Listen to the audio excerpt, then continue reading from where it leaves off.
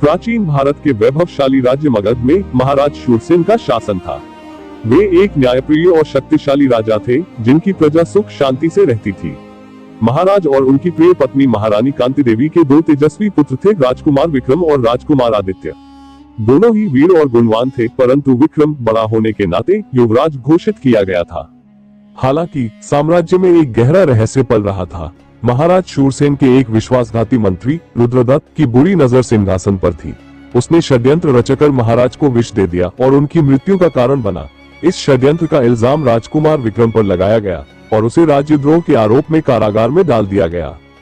महारानी कांति देवी अपने निर्दोष पुत्र को बचाने के लिए बेबस थी। रुद्रदत्त ने सिंहासन पर कब्जा कर लिया और अत्याचारी शासन शुरू कर दिया। राजकुमार आदित्य अपनी माता और भाई की दुर्दशा देखकर क्रोधित और दुखी था, लेकिन वो अकेला रुद्रदत्त का सामना करने में असमर्थ था। एक रात राजकुमार आदित्य चुपचाप महल से निकल गया। उसने प्रतिज्ञा ली कि वो 20 साल बाद वापस आएगा, अपने पिता की मौत का बदला लेगा और अपने भाई को न्याय दिलाएगा। उसने घने जंगलों और दुर्गम पहाड़ों में अपना जीवन बिताया, शस्त्र विद्या और युद्ध कौशल में निपुणता हासिल की। 20 साल बीत गए। मगध अब भी रुद्रदत्त के क्रूर शासन के तले कराह रहा था। प्रजा त्रस्त थी और न्याय की उम्मीद खो चुकी थी। एक तूफानी रात में एक रहस्यमय योद्धा मगध की सीमाओं में दाखिल हुआ। वो लंबा और शक्तिशाली था। उसकी आंखों में प्रतिशोध की ज्वाला धधक रही थी। मगध साम्राज्य कभी ज्ञान और शक्ति का केंद्र था, अब रुद्रदत्त के काले साए में कराह रहा था। 20 वर्षों के अत्याचार ने लोगों के दिलों में डर और निराशा भर दी थी। रुद्रदत्त, जिसने धोखे से सिंहासन हथियाया था, अब एक क्रूर और अहंकारी शासक बन चुका था। उसने अपने विरोधियों को निर्ममता से कुचल दिया था और प्रजा से भारी कर वसूलता था, जिससे उनका जीवन और भी कठिन हो गया था। राजकुमार विक्रम, जिसे झूठे आरोप में बंदी बनाया गया था, काल कोठरी की अंधेरी दीवारों के बीच अपनी बेगुनाही साबित करने के लिए हर पल तड़प रहा था। उसकी आंखों में कभी कभी उम्मीद की एक धुंधली किरण चमक उठती थी, जब उसे अपनी माता और भाई की याद आती थी। महारानी कांति देवी अपने पति और बड़े पुत्र को खोने के गम में डूबी हुई थी। रुद्रदत्त ने उन्हें महल में बंदी बनाकर रखा था, ताकि वो किसी भी प्रकार के विद्रोह को जन्म न दे सके। उनकी आंखों में आंसू सूख चुके थे, लेकिन उनके हृदय में न्याय की एक अटूट लौ जल रही थी।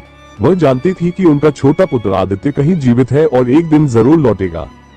उधर राजकुमार आदित्य, जिसने मगध छोड़ा था, एक बिल्कुल अलग दुनिया में जी रहा था। उसने घने जंगलों में वन्य जीवों से लड़ना सीखा, दुर्गम पहाड़ों पर चढ़कर अपनी सहनशक्ति को परखा और विभिन्न गुरुओं से शस्त्र विद्या और युद्ध कौशल का ज्ञान प्राप्त किया। उसका एकमात्र लक्ष्य था अपने पिता की मृत्यु का बदला लेना और अपने भाई को आजाद कराना। उसने अपना नाम बदलकर काल रख लिया था, ताकि रुद्रदत्त के जासूस उसे पहचान न सके। काल एक रहस्यमय योद्धा के रूप में जाना जाने लगा। उसकी तलवार बिजली की तरह चलती थी और उसका निशाना कभी चूकता नहीं था। उसने अन्याय के खिलाफ लड़ने वाले छोटे छोटे समूहों की मदद की और धीरे धीरे अपनी पहचान बनाई। उसके कारनामे दूर दूर तक फैलने लगे और लोगों के दिलों में एक नई उम्मीद जाग उठी कि कोई है जो रुद्रदत्त के अत्याचार का अंत कर सकता है। 20वीं वर्ष की वर्षा ऋतु में, जब नदियां उफान पर थी और आकाश बादलों से घिरा हुआ था, काल मगध की सीमा में लौटा। वो एक साधारण यात्री के वेश में था, लेकिन उसकी आंखों में छिपी हुई आग और उसके मजबूत इरादे को कोई छिपा नहीं सकता था। काल ने मगध की राजधानी में प्रवेश किया और वहां के हालात का जायजा लेना शुरू किया। उसने बाजारों में घूमा, लोगों से बात की और रुद्रदत्त के शासन के बारे में जानकारी इकट्ठा की। उसने देखा कि लोग डर के साए में जी रहे थे, लेकिन उनके दिलों में दबी हुई चिंगारी अब भी मौजूद थी। उसने गुप्त रूप से कुछ वफादार सैनिकों और नागरिकों से संपर्क किया, जो रुद्रदत्त के अत्याचार से तंग आ चुके थे और बदलाव चाहते थे। काल ने उन्हें अपने असली पहचान नहीं बताई, लेकिन अपने साहस और न्यायप्रियता से उनका विश्वास जीत लिया। एक रात काल चुपचाप उस काल कोठरी में दाखिल हुआ जहां राजकुमार विक्रम बंदी था। 20 वर्षों की कैद ने विक्रम को कमजोर और निराश कर दिया था, लेकिन उसकी आंखों में अब भी एक योद्धा की चमक बाकी थी। काल ने उसे अपना असली नाम बताया और अपने लौटने का कारण समझाया। विक्रम को विश्वास नहीं हो रहा था कि उसका छोटा भाई इतने वर्षों बाद उसे बचाने आया है। दोनों भाइयों ने मिलकर रुद्रदत्त के खिलाफ एक योजना बनाई। उन्हें पता था कि सीधे महल पर हमला करना खतरनाक होगा, इसलिए उन्होंने गुप्त रूप से विद्रोह की आग भड़काने का फैसला किया। काल और विक्रम के गुप्त प्रयासों से मगध में विद्रोह की लहर फैल गई।